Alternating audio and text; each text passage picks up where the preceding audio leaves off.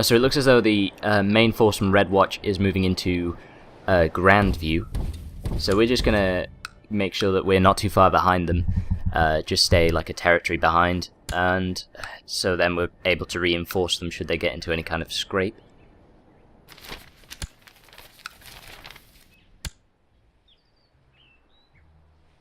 And indeed, it looks as though they could end up clashing with the main force from the Reach. We'll see how that pans out. Yeah, they seem to be heading to Grandview, which is the same place where the troops from Red Watch are heading. So it looks as though there will be a battle between the two of them. Red Watch will have the territorial advantage, but it's going to be a little while before we'll be able to reinforce them.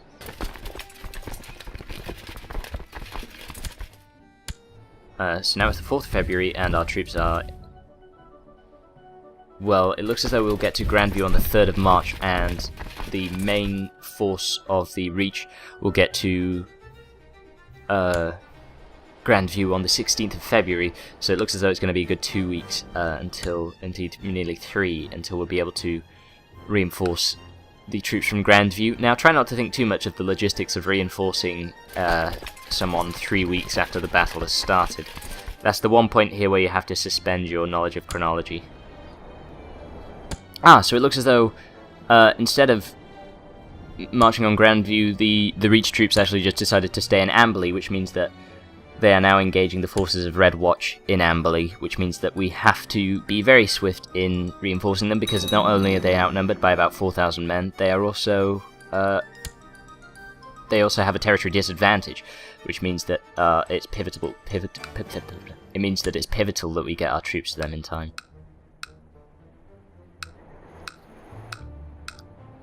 Now, they have got 4,600 troops looking to reinforce them from there. I'm thinking with my number of reinforcements we should just have the numerical edge if we get there in time. Now, they are taking something of a beating at the moment because they're engaged in the melee section of battle, which is the main section where most of the losses are taken. But there we go.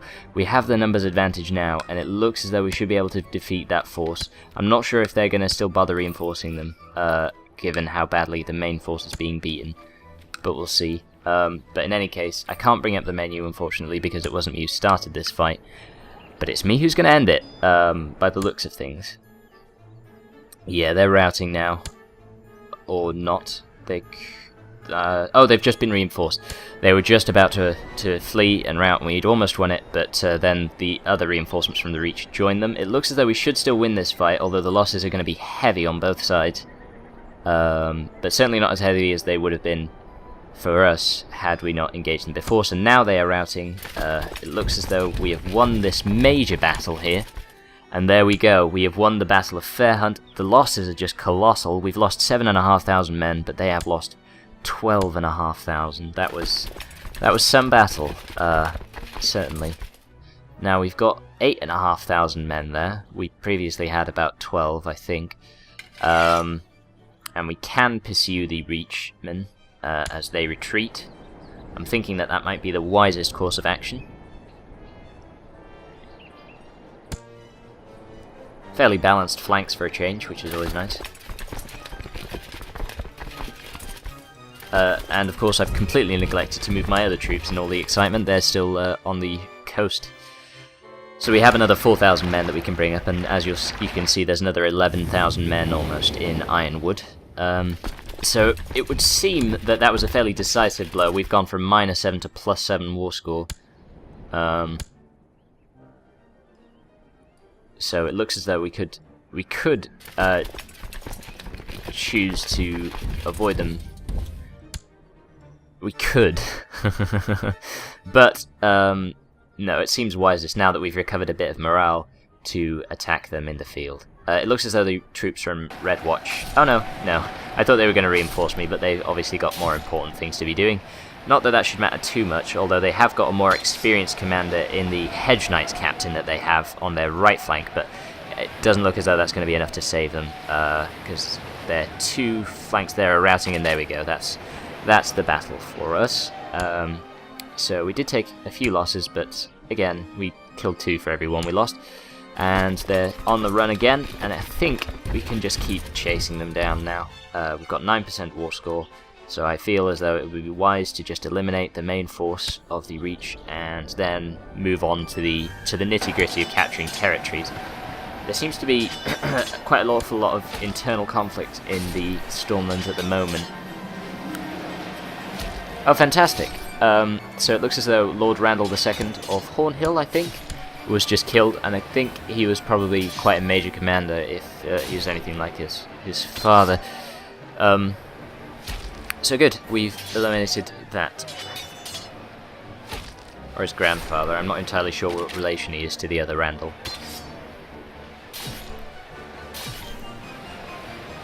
But there we go, there's Hornhill, and yes, so now a different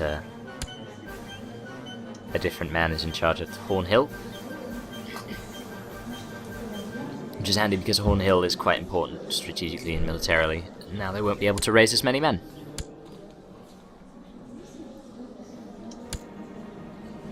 So yes, Randall II Tarley died in battle against my troops.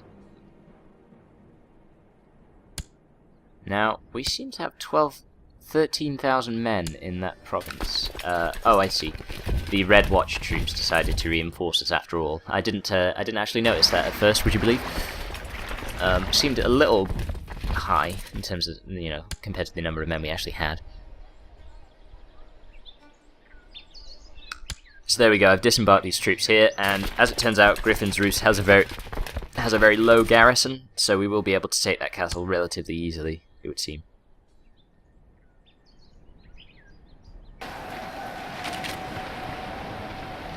So we've engaged the Reach forces once more, and again we inflict a defeat on them. This time we kill nearly 1,000 men for the loss of 20. So this seems like a viable strategy, so we're just going to keep going with this. I should probably move that major group of forces soonish. Thornton can support this number of men, so I'm going to send them to reinforce those troops there, and then that way they shouldn't have too much trouble capturing provinces, because the larger the number of men you have compared to the garrison, the quicker you will capture a territory. Now, I have changed my course with the major group of forces, and my thinking is that it's his territory, the Lord Paramount's territory, so wouldn't it be delightful to just go ahead and capture that place? Right, so we've actually wiped out that group of Reachman troops now, so we shouldn't have too much to worry about in terms of troops now, so much of the rest of the war may well end up being a formality in which we just end up, you know, capturing territories until we have enough war score. And we could start with Greensward, but I'm tempted to move elsewhere. I might even send them all to the Grassy Vale, seeing as it can support the troop numbers, but we'll see. It doesn't really matter which territories you capture, although I suppose some have more strategic value than others. I think the Grassy Vale, if we capture it, it should give us more war score than the average territory. But I mean, I'm currently capturing Griffin's Roost, Thornton. I've got troops slightly to the north in the Crownlands, and obviously my major force heading for Grassy Vale. Oh, and it looks as though they have raised some new levies. We anticipated this, or I anticipated this, but it doesn't look like there'll be too much to reckon with, and of course the sooner we attack them, the easier it's going to be, because we can keep them divided. So I'm going to send both of my major groups of troops to start wiping out the levies before they have a chance to group and become strong. So there we go, that was about, what, 300 men? Yeah, there we go, just shy of 400 in fact we've taken care of there. And now we can send troops into the Grassy Vale if we so wish. We will have a slight disadvantage in terms of territory. Alternately, I could wait for my major force to deal with the troops heading towards the Grassy Vale. But I think 7,000 men against 1,500 is enough of an advantage to negate the territory disadvantage of crossing the river. I think those were sellswords anyway, so their morale was particularly low, and so we've taken care of 600 of them. So this is good, we seem to be, you know, having a fairly easy time of it. There's 2,000 men there that are looking to group up with some more, in fact there's several groups of reinforcements looking to link up with them, and indeed the retreating troops are also heading there.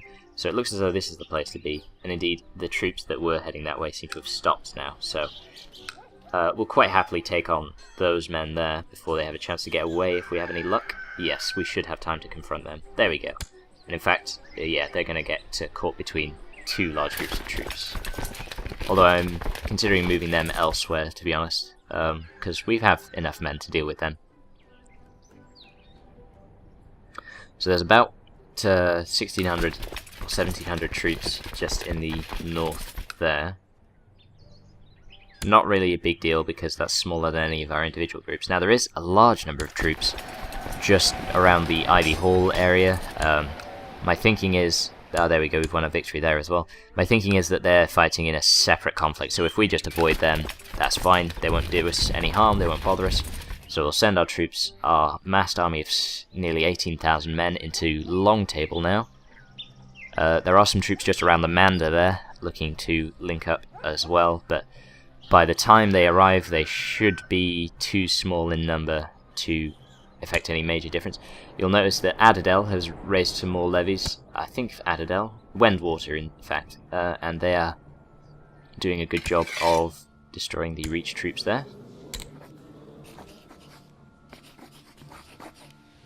Oh, there is a separate war being fought for the Stormlands in favour of Lord Manfred III of Cape Wrath. So you'll see that there's 13,000 men in the south there, and they have 13% war score, so I am in fact competing with a rival to win this. They seem to have more in the way of backup, but it doesn't look as though I actually am at war with them, in spite of the fact that we're competing to take the Stormlands, so it's very much a contest to defeat the troops of the Reach.